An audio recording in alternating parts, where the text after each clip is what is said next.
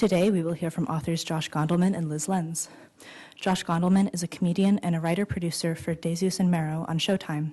Previously, he earned 2 Peabody Awards and 3 Emmys for his work on Last Night Tonight with John Oliver. Gondelman's writing has appeared in the New York Times, New York Magazine, and the New Yorker, as well as some places without New York in the name. He has performed stand-up on CONAN, Late Night with Seth Meyers, and The Late Late Show with James Corden. Josh lives in New York City with his wife Maris and their pug. His debut essay collection, Nice Try, was published by Harper Perennial in September. Lyz's writing has appeared in the Huffington Post, the Washington Post, the New York Times, Pacific Standard, and others. Her book, Godland, was released in August through Indiana University Press. Her second book, Belabored, is due out from Bold Type Books in spring of 2020. Lyz's essay, All the Angry Women, was also included in the anthology Not That Bad, edited by Roxane Gay. Lenz received her MFA in creative writing from Lesley University. She lives in Iowa with her 2 kids and 2 cats and is a contributing writer to the Columbia Journalism Review. Please help me welcome Josh Gondelman and Lyz Lenz.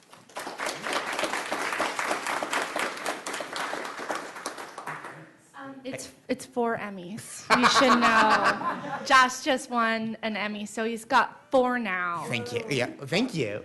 I like that you weren't super into 3, but 4, you're like, now I'm impressed. 4. Yeah. That'll do. And I'm mad at Josh right now because he didn't bring an Emmy. And I specifically requested an Emmy, but there's a reason you didn't bring an Emmy. Tell the people. Yeah, they're very cumbersome and difficult to travel with. And then I live in New York City, and we were at the Emmys in Los Angeles 2 weeks ago, and on the plane, you can see like the little bit of the scab. I like poked my hand on the sharp top part.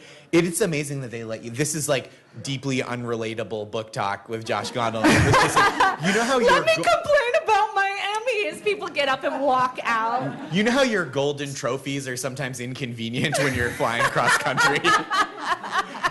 People just guillotining me in the middle of the reading. Now Josh is going to tell everybody to eat cake. Yeah. Well, it is delicious. Let's not forget that about cake.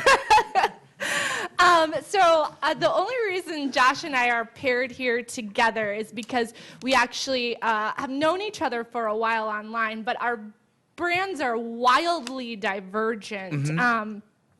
Josh is known for being kind and funny, and a gentle soul who's successful. I'm known for being horrible, getting screamed at, and just real moderate levels of success. Well, look, so I also write. No, just let me finish. I'm letting you finish. On this, we're gonna fight now. We also joked about like having like a fight just to like up our book sales. Yeah, like a feud. And then I was like, I'm in, and Josh is like, well. Just like in one of those classic East Coast Midwest rap feuds from the 90s. Yeah. Except like in a twist, I'm the more violent one. Oh yeah. I don't know if that's a twist. But like I also wrote like a book about like religion, and Josh is like, I wrote like a nice book you can give to your mom, and people don't want to give my books to their moms. Your book is so good and so nice. Well, it's not, but thank you. One of the things about your brand online, and I forget when I started following you, but then I had seen you were going to come do stand-up in the Midwest, and I went and saw you, and then we just become friends from there. But I wanted to tell you a story. So one of Josh's big things that he does online is give pep talks, and he gives them on Twitter. And so he'll do this thing. He'll tweet a little tweet like, I'm around for the next 5 minutes, and I'll be giving a pep talk if anybody wants them. And all you have to do is reply, and he'll give people these just like really kind, genuine pep talks. And in the cesspool of Twitter, it's this like hugely beautiful, wonderful thing, and it's so earnest and genuine.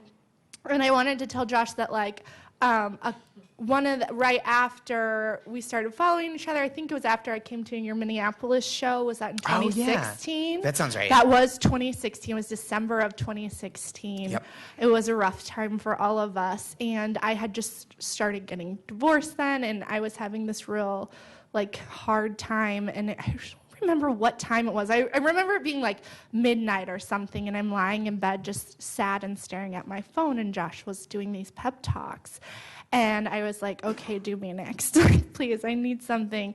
And I don't remember what you said, but it still was one of those moments when I was like, the internet can be good. Oh, buddy. Because it meant oh, God, I'm feeling feelings. Carrie Halley told us not to talk about our feelings. Yeah, she almost told us not to have feelings. I love a room where Carrie Halley jokes play real well. Mm-hmm. You know you're in Iowa City when. No, she did. She was kind of like, stop having feelings. Yeah. Yeah. But it was. And I did. Yeah. I listened. But it was one of those moments when I just I was like, what a good, wonderful thing that you did. And I know from talking to so many people that they mean so much. So I want to hear you talk about why you started doing them and how do you keep up that positive energy, because I certainly don't have it. Oh, thank you. That's such a lovely thing of you to say. That really means a lot. By way of explanation, I was having kind of a rough time professionally in 2013, and it was late 2013, and I was like, I had just seen a bunch of stuff that I thought was going to happen in writing and stand-up just didn't come through, and I had this gig. I had a $200 gig in New Haven, Connecticut, which is an hour and 45 minutes drive from where I lived in Harlem, and I was like, at least I have this. And the day before, the day of, the booker called me and was like, well, we've sold no tickets, and not only that, the door to the venue is bolted shut and no one knows how to open it. And I was like, cool, this is really, it's not even a metaphor, it's not even my life in a nutshell. You're just like, no, this is literally my life right now. It's not, it doesn't stand for anything, it just stinks. And and at the same time, I had seen, this is a movie that I think about because I saw it during a very, a time in my life that it resonated so deeply, where if I'd seen it maybe many other points, if I watched it today, I'd be like, oh, what an interesting story. But I watched the film Inside Llewyn Davis, which is about a guy, to me, it's about a guy who is moderately talented, but he's convinced he's very talented, and so he ruins his life and the lives of those around him. And I was like, yeah, me too. Same, dog. Let's do this, big guy. And so I was feeling really bad, and it was late at night, and I had a modest social media following, and I thought, I really want to hear a kind word. I feel very kind of adrift. I just want somebody to reassure me that it's not as bad as it feels, which is something I knew, but you can't always self-talk your way out of that, right? You can't just be like, you're great, and then in a mirror, just I am great. You're great. But I whatever it was, 5,000, 10,000 people that followed my various social media accounts, I didn't need 5,000 people being like, it's fine, because that would be a lot. I would have felt overwhelmed and the need to respond to everybody. So I said, if anybody else needs to hear something kind, I'm here for you, thinking that maybe if I could put that kind of feeling into the world, it would give me the same feeling of community and connection, and that it was very effective. And so I do it late at night, usually when I'm on the road, or if I come home from something late and my wife is asleep and our dog is asleep and it's too late to text people. So then that's it too. It's if I do it at midnight, it's much easier than being just texting a high school friend, hey bud, you up? Hey, how are things gonna be okay? The last guy awake at a sleepover. So that's, I think, the genesis of that in too many words, as is my custom. No, I think that's beautiful, and you still continue it, and it's still a deeply meaningful thing. And it also tails into something I want you to tell people about too, that you talk a lot about in your book, is your trajectory into comedy, because you did not begin your professional career as a comic, did you? No, for years, my only real professional work experience other than comedy is childcare. So Which is hilarious. Yeah, because I know I have like a very, I've got a real dad face. I get like kind of your classic Jewy dad face. Like I look like I'm gonna teach you how to light a menorah. And maybe throw a baseball, but that's TBD. That's what I did. My mom was the director of a small private school, so like my summer job, I would always work for her, like in late high school into college, and I taught elementary school Spanish for a couple of years at her school, which I was woefully underqualified for.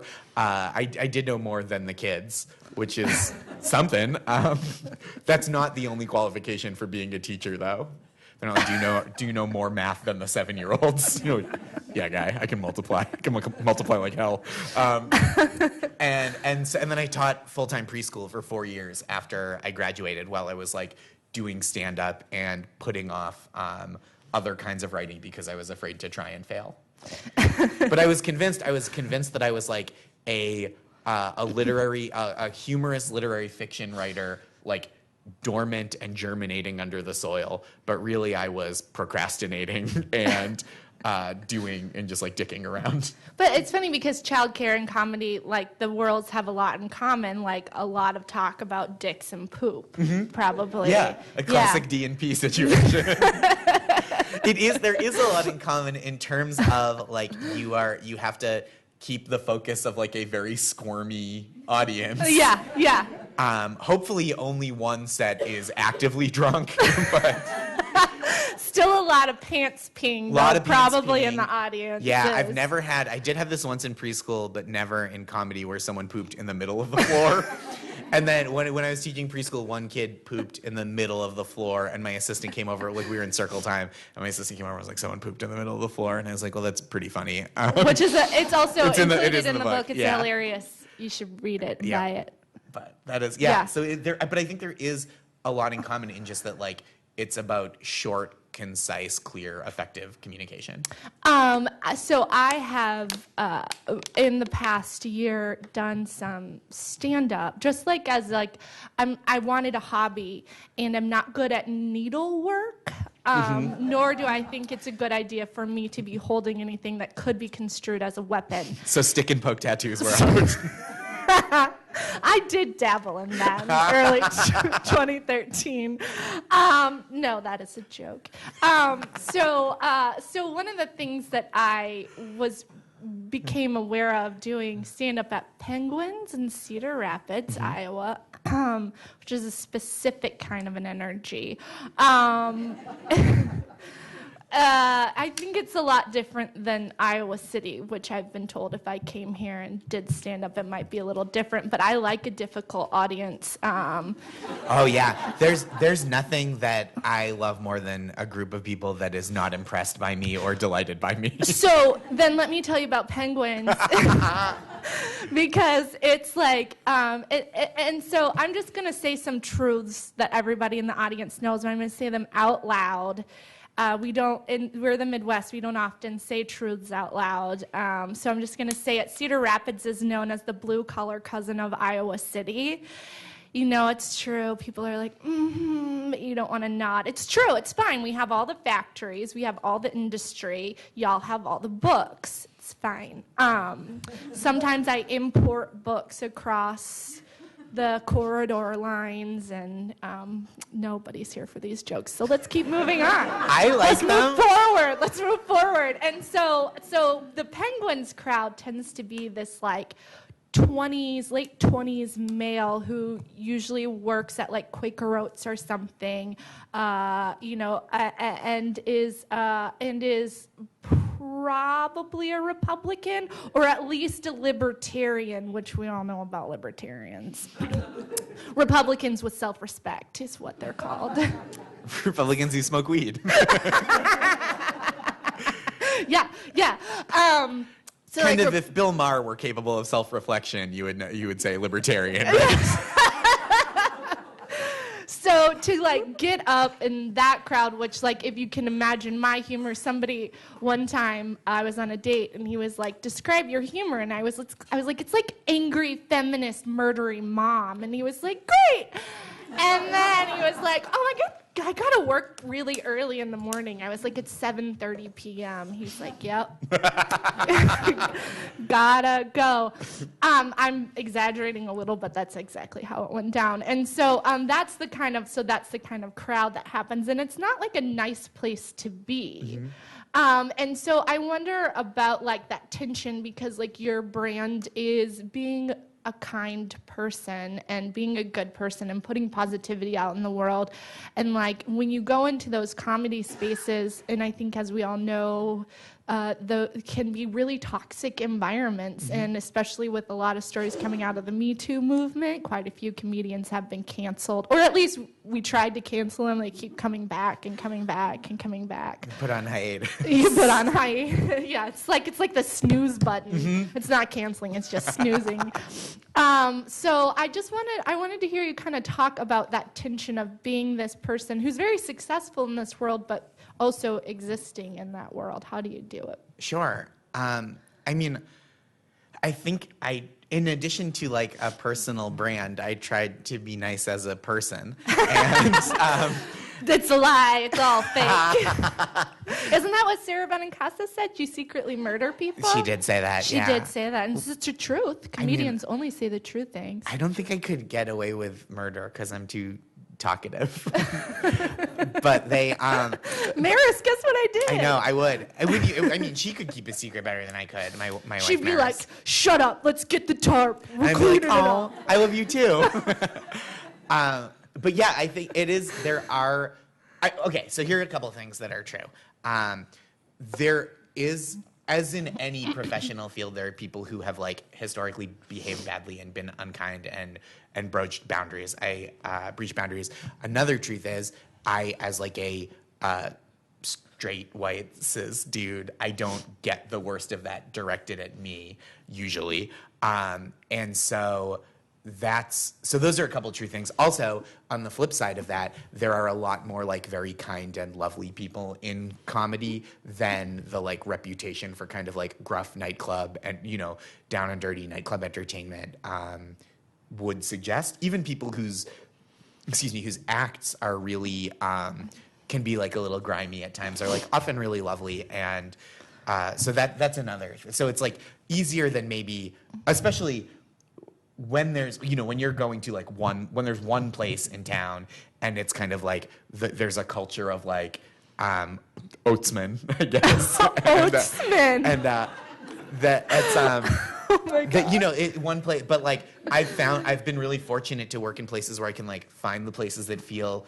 comfortable and at home, and I, at this point in my career, I like to think that I have like the chops to like go where I'm going to go and let the work speak for itself in a lot of ways. And I don't feel like I have to like tough it up or like, you know, to act like somebody I'm not, especially, you know, off stage just to get by. I feel like at first when I was younger, I was much more nervous about it. I was like, oh, maybe people think I can't hang or will think I can't back up the way I'm like on stage, and that's why they'll think I'm like obsequious and incapable. But at this point, I'm just like, well, I show up and I'm nice to people. He shows up with his 4 Emmys. What's up? There is, oh, that's so deeply uncomfortable, the idea of doing that. I brought one, and this is again, just wildly unrelatable and unpleasant comedy with Josh Gondelman. I brought an Emmy award statue to my parents for them to have in their home. And on the way there, like before I got to my parents' house, I went to do a spot at a comedy club in Boston. That's where my parents live. And they were like, can I can I take the owner of the club was like, can I take a picture with it? And I was like, sure, yeah, I don't care, whatever. And they pulled me into the picture, and they posted on Instagram, and then like 5 of my friends the next morning were like, you fucking loser, look at you. What are you doing carrying an Emmy around, you twerp? So, lest you think this book is just about like niceness and relentless positivity, Joss is you really are an incredible writer. Thank you. And you bring in these elements of there's a lot of funny and there's a lot of humor, but there's some edge there too, where you talk about in the essay where Maris talks about you not being nice, they wrote each other wedding vows, and in her vows she said he wasn't nice because there are times when you aren't, and it's because the world doesn't always need kindness. Yeah. I mean niceness. The world needs kindness, and sometimes that means calling a Koch brother a piece of crap, which you did online. Yeah, people are very mad at me online when David Koch passed away. Rest in peace, big dog. That's truly my favorite bit at The Office. It's just like anytime you talk about a dead, horrible person, you go, rest in peace, big dog. But yeah, I was, after David Koch passed away, I tweeted something like, in lieu of flowers, please just develop a shadow network of kind of false nonprofits that you use to manipulate the levers of power and deregulate and destroy the environment. And that got blogged on Fox News, and people were like, a man has died. And it was like, I know, and now there's one to go. And like, people were so mad. They were like, what if his family saw the tweet? And I was like, are you going to show it to them? If not, shut up. But like, I do. I think that like what you were saying is that kindness and goodness and niceness are not all synonymous, and like it comes very easily to me to be kind of pleasant and polite and accommodating, and like a big growth journey for me has been like figuring out how to be kind and good in ways that aren't always like nice and that might feel uncomfortable or cause like friction. I'm like not a confrontational person. One of my favorite essays in the book is when you yell at somebody on the street. Oh yeah. Yeah, it's really good. And you get hit in the face with Mardi Gras. Oh yeah, Mardi Gras beads. Yes. Yeah, on Halloween, which is not, you may know, Mardi Gras. And that's what finally made Josh snap. Yeah. He's like, wrong holiday. I was so mad. I was running late. I had to run around a parade. I thought I could cross it, and the cops kept being like, "You can't cross it. It's the sanctity of Halloween." And I was running down the street, and this guy had the single worst, like the laziest Halloween costume I've ever seen. It was just like, so this was October 2016, and he was wearing a Bernie 2016 t-shirt, which again, not a candidate running in the presidential election at that point, and had like Mardi Gras beads and was just whipping them around in circles. And like, on reflection, he might not have even been aware of Halloween. This just might have been like his thing, but he hit me in the neck with the beads, and I cursed him out. I yelled, excuse my language, this is a place of books. And as we all know, books don't have anything bad or swear words in them at all. I mean, mine does. Mine does too, which is weird because I love it when people are like, I got this book thinking that it would be about Jesus, and it is, but you also swear a lot. And I'm like, that's right, motherfuckers. I like that though. I think that like creating to go off topic, I feel like creating a space where you can kind of like, where there is faith, but also these like very human reactions. Like if there's only faith when you can be like, hey, thanks, and not just like you stub your toe and you're like, motherfucker, like that feels like also a place where there can be like grace and love. Well, to bring it back to you though, because like you talk about, you make a joke about being Jesus, even though you're Jewish, but like that's funny. About my grandfather. Yeah.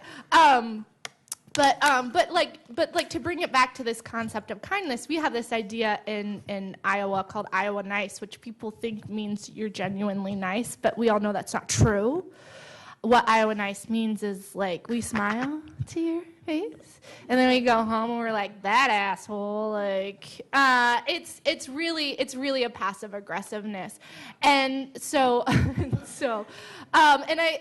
you're talking about religion. Like, I think about faith in this context where people are like, it's about being nice. I'm like, Jesus brought a whip to the temple. Like, calm down, Jesus. Like, he's the guy who had, like, the least chill. Like, you walk into the temple, he's like flipping over tables and swinging Mardi Gras beads around. And when Josh Gondelman's face. When I do that, I ruin Rosh Hashanah.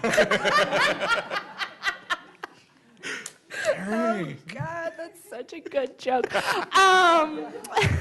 So I wanted Josh to read a little bit of one of my favorite parts in the book. It's about how he's a fainter and faints a lot. And I find this deeply relatable because I am also a fainter. And I also have a story about fainting in a movie, but the movie was Shrek 2. That we all know as the most hardcore of the Shreks. Shrek 1, that's for kids. Shrek 2, that's for pervs. And it was kind of a similar situation in that this was a long time ago, because when did Shrek 2 come out? I was in college, and I was on a date, and I hadn't been feeling great, and I got up in the middle of Shrek 2 and went out into the lobby and passed out in the lobby, but nobody came to find me. I mean, my date didn't come to find me. I married him later. He was engrossed. He wanted to be able to tell you whether Shrek won in the end. I actually don't really remember what happened in the end of Shrek 2. Like, and I have 2 children, so that's no excuse. But, like, actually I turn on kids' movies and then just, like, fall asleep. Yeah. So I don't really care what happened. If Shrek, anybody comes up to me and they're like, here's what happened, I'm like, don't tell me. Yeah. I don't care. So that's my very selfish, dumb setup for Josh reading his section about fainting in a movie, which when you hear it, you're going to be like, anyway, it's so good. Thank you. Go. Okay, do you want me to read the part about the movie? Do what you got to do, but that's what I want to hear. Okay. That's what the people want to hear. You've primed them. They're like, movie. This is about the time I fainted in Shrek 3. No, it's not. The last time I almost fainted came at the most embarrassing moment possible. I had just started dating my now wife, Maris. I didn't know her well, but I knew that she worked in the publishing industry. So as a 4th or 5th date, I invited her to see Gone Girl because it was a movie based on a book, which is a lot like a book. That was the only fact I knew about Gone Girl when we walked in. It turns out, in the movie Gone Girl, Rosamund Pike plays Gone Girl, who marries Ben Affleck, and then there's a footnote. This is the problem with doing readings is, like, my editor, there are so many, I'm sorry to, like, bail on this book, but there were so many digressions that I love that my editor was like, that's not germane to the story at all. And I was like, but can I put it in a footnote? And she's like, fine. I'm just like an idiot David Foster Wallace. Like if his footnotes weren't like thoughts or insights or context, they were just like jokes about Ben Affleck. So here's a joke about Ben Affleck. Gone Girl, who marries Ben Affleck. And I think this qualifies as his best performance because you watch him playing a towny asshole and you think, is he just like that? Is that his real personality? I bet that's just what Ben Affleck does all day. To me, that is good acting, when you believe the character is just the actor's real personality. So she marries Ben Affleck before deciding she hates him, faking her own death, and framing him for it, which honestly, I get. This is a bad movie to see on a man-woman date because men are afraid of being framed for murder and women are relieved to watch a movie where, surprise, the lady's romantic partner doesn't actually kill her. So the emotional experience of watching this movie, therefore, depends wildly on the viewer's gender. But this is not a story about the plot of Gone Girl. It's a story about fainting, which requires just a little more explanation of the plot of Gone Girl. In a scene near the end of the movie, and I'm sorry for spoilers, Gone Girl frames Neil Patrick Harris, her wealthy, non-towny ex-boyfriend, for assaulting her. For the second time. Fool me once, Gone Girl. Gone Girl, it turns out, is very good at framing people for things. But this time, instead of leaving Neil Patrick Harris to face the consequences of the justice system like she did with Ben Affleck, she murders him while they are having sex. And what a murder. She stabs him in the throat, one of the worst places to be stabbed, in my opinion, and leaves him to gurgle to death. Either the sound designer of Gone Girl was incredible, or Neil Patrick Harris is even more talented than we thought, because his gurgling sounds exactly like someone drinking a smoothie made of ground beef through a straw. That is my favorite part, by the way. you. It's so good. It turns out he's actually a quadruple threat: acting, singing, dancing, gurgling. The scene is very gross, even grosser than anything else in the movie would lead you to believe was coming, like finding a human foot in your sock drawer. Terrific, I thought, as I felt myself go pale in the dark theater. It's happening. I'll be right back, I whispered to Maris, and I slipped out into the lobby of the movie theater. Then I slumped on the floor with my back against a column. I felt sick and must have looked sicker than that because a concession salesperson cast me a long, suspicious glance as she walked past me to see if I was a drunk teenager about to puke on the carpet. I nodded, hoping to suggest that I was not an unruly teen, just a clammy, maladjusted adult. Nothing to see here. Cool. Thank you. That's not the whole chapter. I don't think that that's the end of the story. I just, I don't want to waste your time with the stuff you can get from the book. So buy it is what so he's when you trying buy to the say. book, Buy it, jerks. That's like the teaser trailer. It is a good teaser trailer. It all works out for you in the end. It didn't work out for me. No. It didn't. And Maris told me how Gone Girl ended, and you don't know how Shrek 2 ended. I still don't know, and I don't want to know. I want to go to the grave ignorant. That's my general philosophy. That's what my knuckle tattoos say. I go to the grave Go ignorant. to the grave ignorant. Do you have that many knuckles? No, Josh? but I double up. And I put a couple on my toe knuckles. Underrated knuckles for tattooing, if you ask me. Sorry, I'm fully taking this into nonsense. That's where I wanted it. That's where we all wanted it to go, I hope. Well, then you've come to the right book. You came to the people walked in off the street. I thought this was a serious literary festival. Excuse me, I thought this was a book. Excuse me. That's just words on papers. Turns out you can do whatever you want when you got 4 Emmys. It's your... What? It's your book. It's my book. I can say whatever. Even if I had no Emmys, I could say what I wanted. Yeah, but would they have published it? Maybe. No. Let's talk about writing, though, before we open it up for audience questions. Oh, yeah. So one of the things that I think is really incredible is how well you render humor on the page. And humor is different. Like, humor on the page is different than just being like a funny person. Like, we all know the person who's really funny to talk to, but if that person ever did stand up, they might be a miserable failure. Because it's different types of humor. Or the brilliant comedian who you love, and then you read their book and you were like, okay. But I really feel like I have the benefit of no one liking my stand-up. Sorry. I like it. I've seen it. I know. I'm just teasing. Josh routinely comes through the Midwest. I do. I love the Midwest. Yeah. You're very Midwestern for a Bostonian. That's true. People think I'm Canadian often, which is not the same as the Midwest, but it's closer than Boston. I really wanted to talk to you about like being raised in Boston and being more Midwestern, but I'll let the audience ask that question because I want to hear you talk about how you, like, when you sit down to put humor on the page, and I think about this a lot because I often write more serious topics, but I want to be funny on the page because especially if I have to write like a 5,000 word profile of a media person, I want people to want to read it. And so I try to find ways to be funny about it. And so rendering that humor on the page is something I constantly think about a lot. So I want to, like, how is it different to write a stand-up versus writing for a book? And how do you think about the words on the page in that way? What a great question. I'm delighted to talk about this. The big difference to me between writing stand-up versus writing in a book is that for one thing, this is perfect. I try to write like I talk more or less, and so like when I read, it feels natural and like it comes out. But like when people are reading it on the page and have not heard me talk, they don't know what I sound like. So I try to like force that in as much as possible to like get enough me in so that they're like, I get it. But the big challenge is that in stand-up you're trained to like deliver gratification to the audience in the form of laughter, like very regular, like as regularly as possible, as close together as possible, and that's like kind of the success that you shoot for, and that's the goal. And on top of that, like whatever you do, like whatever ideas and insights and feelings you can fit in there between the laughs is gravy, as long as the laughs are abundant.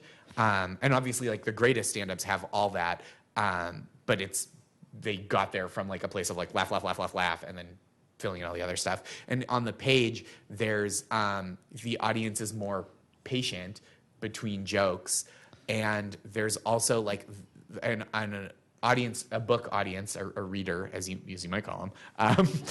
They want other kinds of gratification, right? Like it's not just jokes, so they want to like. There are, sorry, Carrie, but feelings sometimes and ideas, and like they want the narrative has to shine and like feel satisfying in a way that like in stand-up you can get away with telling a story that doesn't really resolve as long as there's a big laugh at the end, and no one will go, but what happened after that? Because they like got the thing they came for. I edited for a literary magazine for a very long time, and one of the things that I found was difficult was people being funny on the page. And I think so many writers are not funny on the page, and I wish more would try it. You know, like, when you sit down to write, like, humor, when you do stand-up, you can render it physically, right? Like you make faces, and I don't know. I do a kick. There's like one time I do like a kick. It's very hilarious. Everybody's like, great, we're not going to Cedar Rapids for that. Nobody's going to that for that. I stand still and I talk quieter than this. You do. But it works, because then when you make those self-referential jokes, like calling yourself like a human cardigan or something like that, people really get it. But that doesn't always work on the page. So like, what is like if you could like give people advice for being funny on the page, how would they do that? Oh, that's a really great question, and I'm bad at advice. Because I consider myself a fraud who's failed upward. And so I'm like, well, just... In America, we call that a white man? Yeah, well, obviously. It's called a Gondelman. It's called a Gondelman. Wow. No, you're talented. You're talented. No, it's fine. But one thing that I learned from writing for John Oliver for so long is like to have the jokes bear a lot of the weight for the story you're telling and the point you're making, and that's also something that my editor Stephanie Hitchcock was like super. Her guidance was like so instrumental in getting this book to the place it is, where I'm so proud of it. Is that like the jokes are? It's not like there's the story and then separately there are the jokes. They kind of work hand in hand, and the jokes bolster the story, and the story makes space for the jokes. And I think that that's really helpful, that like when the jokes are like paying off observations and points and narrative points, they're much more satisfying, and people are much more likely to like feel on board and not like, because you can write a lot of jokes in a narrative piece that will make people feel kind of adrift and disoriented, right? Where it's just like, but what is this? And when you're writing jokes that like enhance and augment the meat of what the story you're telling, it's satisfying, and it's like easier to read because it's cohesive. Yeah. Let's have some audience questions. Let's open it up to the rabble. Heck yeah. This is a rowdy audience. Hey, it's wild in here. hello. Oh, there you are. There it is. I hear you. This last Monday, they have an open mic comedy thing here in Iowa City that Yeah. I stumbled Club? into. Yeah. Mm-hmm. And it was strange. There were terrible people, and there were kind of good people, but everybody bombed. Really? Yeah. And when was the last time you had to deal with that? With and bombing? Yeah. Right now. I'm sorry, Josh. I'm sorry. No, that's good. It was just too funny. I couldn't resist. It was very good. Man, it still happens from time to time. It's like way less frequent than it was when I started, obviously. But like, I think there is, with experience, I've been doing it a long time. With experience, it like feels less like bombing, because you're more like, well, what am I trying to do? And like, what are my expectations for this particular room? And it's hard. It doesn't read as bombing as much because like you're not floundering, you're just like presenting, and people can enjoy it more quietly or not enjoy it in a way that doesn't feel oppressive. But the gold standard, there was this guy, a comedian named Kevin Knox, who's since passed away, when I started in Boston, and he would host this open mic at the big comedy club, 450 seat room, and there would be maybe 50 people there, and he would just go, his energy was like, "Ga, ga, ga, ga, ga, ga, ga, ga, ga," and if you would just assume that he was killing and someone had turned down the audience. and like, I think that that's a big thing, is just like act as if, and like deliver it with the confidence of like, I know what I'm doing here. But I'm like really trying to think of the last time I totally ate shit. And it was probably more recently than I'd like to admit. Can I tell you a really funny story? Yes, the please. last time I did comedy, and the guys don't really like, I'm not like one of them, mostly because like I'm a mom, right? So they're like, we don't want to hang out with you. I'm like, I'm real fun. Let's make sandwiches. And they...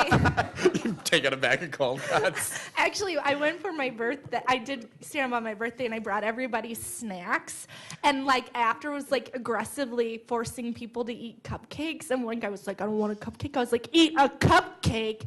And it was like this real strong mom, like eat food energy. But afterwards, a bunch of them were like, we should go like get a drink. And I was like, I've made it. Mm-hmm. I'm accepted. I'm one of them. So we all go to this second bar to go get drinks. And we're getting drinks. We're standing at the table, and there's like karaoke.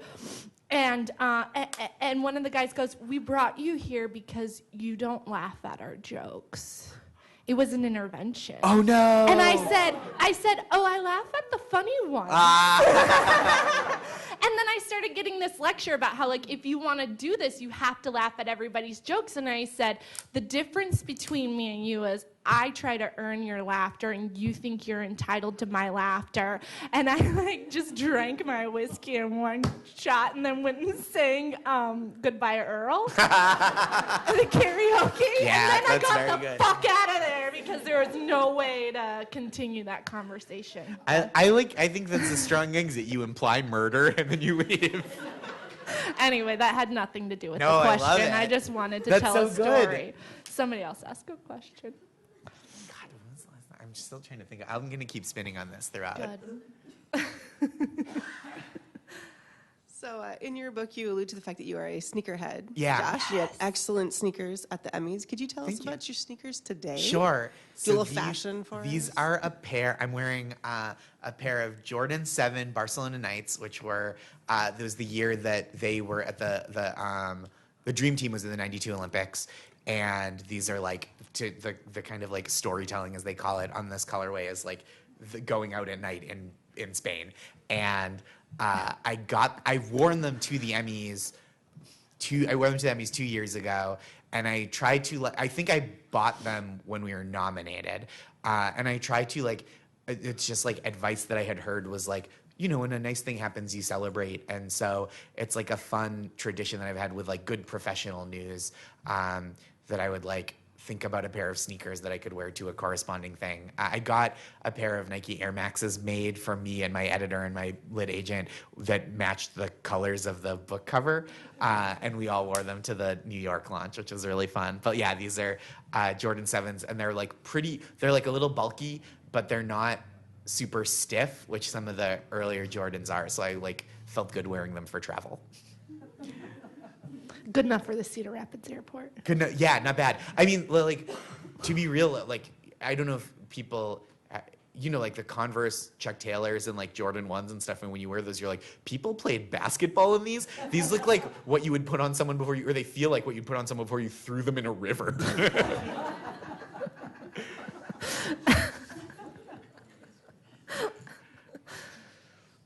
Other questions? More questions. I'll talk about sneakers for days. I mean, we can talk about Boston. Could you talk a little bit about the process of writing for John Oliver's show? Yeah. What would you like to know? Well, it seems to me that he often focuses on one main Yes. serious topic for the extent of the show. Mm-hmm. So does he ask you to insert jokes into that, or how does How does the writing for that kind of Great question. creation? So, for writing for Last Week Tonight, it was it's like those long stories, right? If you're unfamiliar with the show, the bulk of the show will be like 15 to 22 minutes on one topic, which and it takes like several weeks to work on that. And it's not just inserting jokes into a narrative. The writers and the research staff and the producers that work with footage and John and Tim Carvel, who's another executive producer, are really enmeshed and like working as kind of a unit to figure out what the story is, and then the writers write drafts with write outlines. There's a meeting after that, write drafts with jokes in them, and then over the weekend before they air, like from usually Friday afternoon, all day Saturday, and then Sunday morning, the writers are then it's just inserting jokes. It's like tweaking the language because it's generally in close to the right shape, and then you just sit in the room and John and Tim will feed into the script writing program. They'll be like, here are 12 setups that still need new jokes, and then the writers will just give like 13, 14, 15 options for each setup as they go slowly crazy in a windowless room. Yeah. That answers your question, yes? Cool. Man. You know what? The last time I bombed. Yeah. Oh, he's got it. Yeah. I did a weekend in Syracuse. Not to brag. Not to brag. Which is what we were talking about outside. Yeah. And it was the early shows both nights were awesome. I was like, yeah, I'm really doing it. Upstate New York, crushing it, showbiz. And the late shows both nights, Friday and Saturday, were brutal because it was people who they weren't there to see me. They were coming in on free tickets, which is fine. But then it was like later at night, and people were like by the time I went on, they were like, well, the night's over, we're drunk and sleepy. And so it was like, one of them felt bad. One of them felt like medium, but I was like, this is bad. But I did kind of like, I was like, well, I'm doing the best that I can. And which is like a very preschool teacher way to look at that. But it just like, it was like objectively, if you heard the response, you'd be like, he's very bad at this. But I think people left feeling good, even though there wasn't a lot of laughter. They just like, there was not that much that was possible. Cool. If there's not another question, I'll ask mine about Boston. Yeah, ask me about Boston. So I did grad school in Boston. And when I went out there, people were like, well, you're from the Midwest, so get ready because Boston's aggressive. And I was like, yeah, I want to get in a bar fight. Because that's my energy. And I did. I tried really hard. I'm not joking. Like, I actually would try to get into, not like I'd punch people, but like I'd loudly say controversial political opinions and then just look around. There was one time I heard somebody, and this is 2007, and somebody was like hardcore going in on Obama in a bar in Boston, and I like went up and I was like, don't you, and like started swearing at him like, that's, he's great and whatever. And the guy like looked at me and he looked like he was gonna fight me. And don't worry, I've talked to my therapist about this. Everybody in the room is now like very concerned. It's fine. I haven't grown as a person, but we're working on it. And he like got like really, and then he just burst out laughing and pat me on the head and bought me a drink. And I was like, these are my people. That's wicked Boston energy. Isn't that wicked Boston for real. energy? Yeah. But there's a reputation in Boston as like, oh, they're all jerks, the masshole thing. But this is not the truth. I don't think it's the truth of Massachusetts. Tell the people in Iowa the truth about Massachusetts. So it's the reverse of like the Iowa nice, Minnesota nice stereotype of like pleasant on the outside, hateful on the inside. Hateful might be too strong. No, it's about but right. it's like it's a very aggressive city. But I think the way I feel about comedy audiences there specifically is like they want you to win them over. Yeah. And they want you to like earn their respect. So like it's not that they want to hurt you, it's just that they want you to prove that they can't hurt you. Maybe that was just high school, I don't know. But it's like, it feels like being, like doing shows. There's this club, Nick's Comedy Stop, and I haven't been there in a few years, but the last time I was there, it felt like everybody wants you to be, it's like a room full of pirates, and everyone, you're like, I'm the captain of this pirate ship, and they're like, prove it. And then when you do, they're like, pirates, we're all pirates together. And if you don't, they're like, well, we're gonna chop off your head with our swords and mutiny. Yeah. And it's like that. I kind of, as like a very gentle person by nature, I like the challenge of proving that I can hang and that I can push back and that I have some like mettle and toughness to me. And so it's Kind of like a church potluck. Is it like a church potluck? No. But I've always heard you go to a church potluck, you fight the guy who brought the biggest casserole. Jello salad, but yeah. Jello salad, excuse me. I'm sorry. On the East Coast, our salads are mostly vegetable or potato based. Ours are mostly like whipped cream and Snickers based, and that's why we're the best. I do feel like that like speaks to me deeply in my core. I feel like you're a Midwesterner. Yeah. Like you were born Yeah, in the wrong place. Like you should have been born in Wisconsin. Well, you've seen me eat potatoes then. I have the carbohydrate consumption of a person born 50 years ago. Of Scott Walker, probably. Scott Walker, yeah, just like potatoes and potatoes. Potatoes and taking away women's rights. Yep. That's also Josh's energy too. That's not true. I think women should have all the rights. I'm not gonna enumerate them in front of you and insult your intelligence. Just all of them, blanket.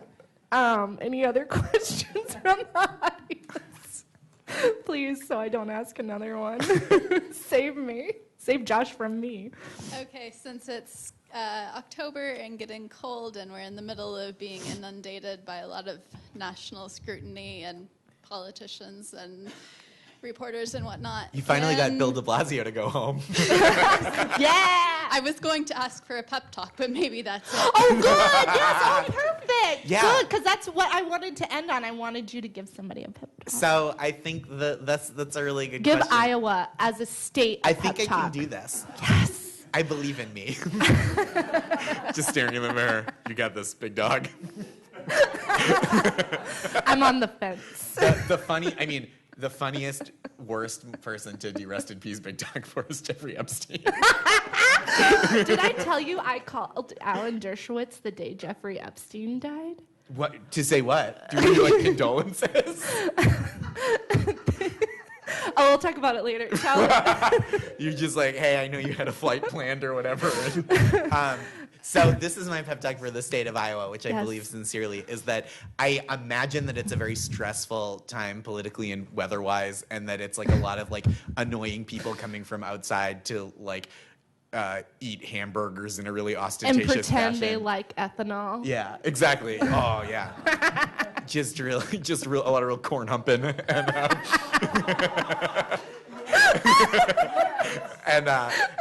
that's probably so aggravating and annoying.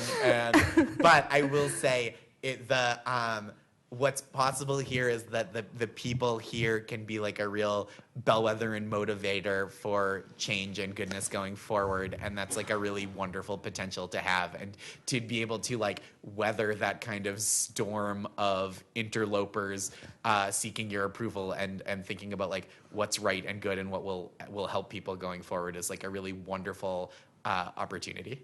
Yeah. Yay, Iowa. Thanks, Josh. Thank you.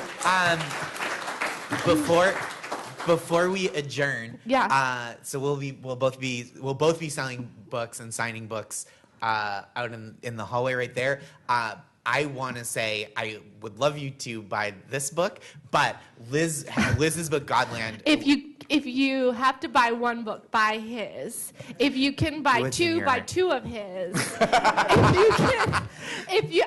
Three, you can get mine. It's fine. It's truly wonderful. It's like so beautiful, and there's so much like tenderness and empathy, but also like real scrutiny and like a refusal to cave to like easy concessions and easy conciliatory ideas, and just like a real like rigorous like examination inside and out, but like coming to really beautiful, wonderful meditative conclusions. Thank you. That was really nice of you to You're say. welcome. A pep talk for my book about religion. Yeah. Thank you guys so much for coming. I really appreciate it. Yeah. And come out and say hi and get a book. Yay! Or Thank you two. guys. And thank you so much to Josh Gondelman.